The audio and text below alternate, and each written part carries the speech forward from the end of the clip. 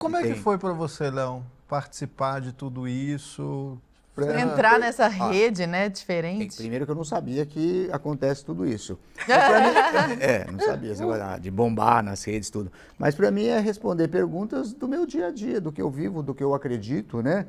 Nós acreditamos muito na questão bíblica, como é que eu conduzo o meu casamento, né? A Bíblia dá parâmetros, né, para conduzir o casamento, Claro. dá parâmetros para como educar o filho, dá parâmetros para como você se comportar em negócios, socialmente, né?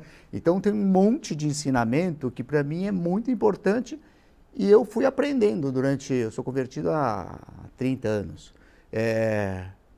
Essas chaves que a Bíblia vai dando, porque ler a Bíblia é uma coisa muito difícil, você concorda? Não sei se você já leu, mas parece que é um livro que não tem pé nem cabeça. Você começa em Gênesis, lá no princípio era o verbo era não, e era um caos.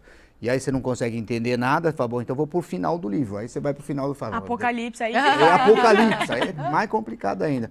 Só que nesse meio aí... no meio tem um cara que é engolido por uma baleia. O outro que... Não, tem um monte de história bem bacana. Só que nessas histórias existe um conteúdo que você pode aproveitar para a sua vida. Então a minha vida foi transformada. Eu sou casado 4 vezes, né? E com a Vivi, a última... Eu sou casado há 30 anos. E foi depois que você se converteu? Depois que eu me converti, comecei a usar novos parâmetros. Por exemplo, uma coisa que para mim era, sei lá, não valia nada, fidelidade. Fidelidade é um princípio de caráter que você só pode viver com ele, com uma pessoa, quando você aplica 100%. Você não pode aplicar só 99%. Então, esse foi um dos princípios que eu aprendi escrito na Bíblia. Para mim podia, né? Os homens, assim, podiam aplicar um pouco menos, né? Uns 97, assim, né? Mais ou menos, né? Se já está há 30 anos, dá umas saidinhas, assim, né? E a Bíblia fala que não, a Bíblia você tem que ser fiel 100%. Então, esses princípios transformaram a minha vida, transformaram o meu casamento e geraram uma família extremamente estável, até para ensinar várias coisas para os filhos. Por exemplo, um ensinamento que eu acho lindo... Não sei se você sabe, provavelmente deve saber, se você é cristão, que tem 10 mandamentos, né? Desses 10 mandamentos, 90% é não. Então, teoricamente, Deus fez os 10 mandamentos para os filhos dele. Falou, não pode fazer isso. E aí, hoje existia, deve existir ainda, uma educação que você não pode falar não para o filho, que ele pode ficar traumatizado, pode... Educação positiva.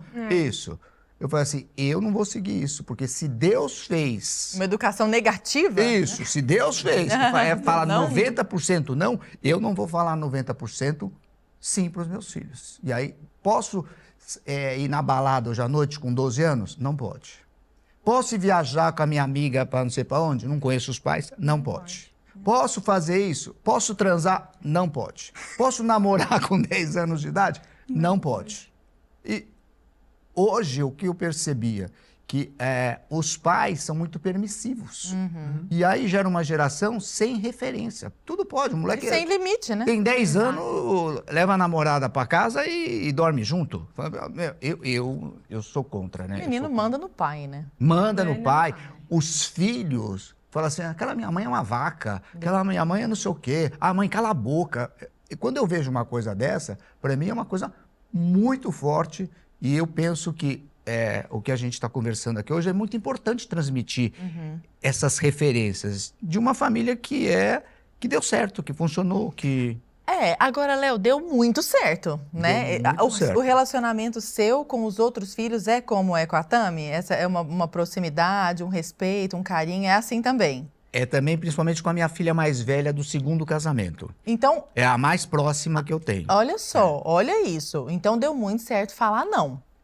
Que coisa interessante. Mas que eu sou japonês, eu já falo não sempre. Naturalmente. Mas o que eu quero dizer é assim, se fosse uma educação meramente ditatorial, não, vocês não teriam tanta proximidade. Não teria. Então, a que você... eu quero ouvir do senhor e quero ouvir da sua perspectiva, porque eu tenho certeza de que, embora vocês estejam olhando para o mesmo objeto, as perspectivas são diferentes até pelo abismo geracional, né?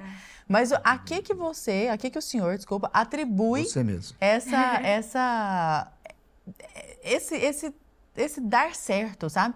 Por que eu tô pensando isso? Uma menina de 18 anos pedir a permissão do pai para namorar significa que deu muito certo, sabe?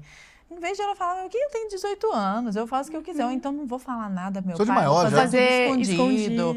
Exatamente, sabe? Então, quer dizer, deve ter sido uma adolescência que talvez com seus percalços, mas que também deu certo, porque 18 anos ainda está saindo da adolescência, e eu quero saber a que o senhor atribui isso na prática, Eu no dia a dia. atribuo uma pessoa bem simples, que é a Vivi. Entendi. A Vivi é a que nos direciona. Até a Bíblia fala assim, lá em Gênesis fala assim, far-lhe uma auxiliadora que lhe seja idônea. Então tem um princípio aqui, você concorda? Uma auxiliadora que lhe seja idônea. Eu estou trabalhando, estou o dia inteiro trabalhando, para botar comida, foie gras, essas coisas na mesa. Foie gras.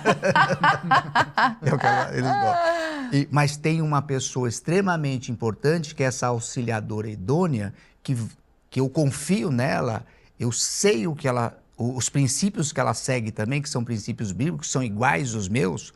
Outra coisa que eu acho importante na Bíblia é que a Bíblia, ela deixa a gente no mesmo pensamento. Então, um pensa de um jeito, segue a Bíblia. O outro segue o outro livro lá não sei de onde.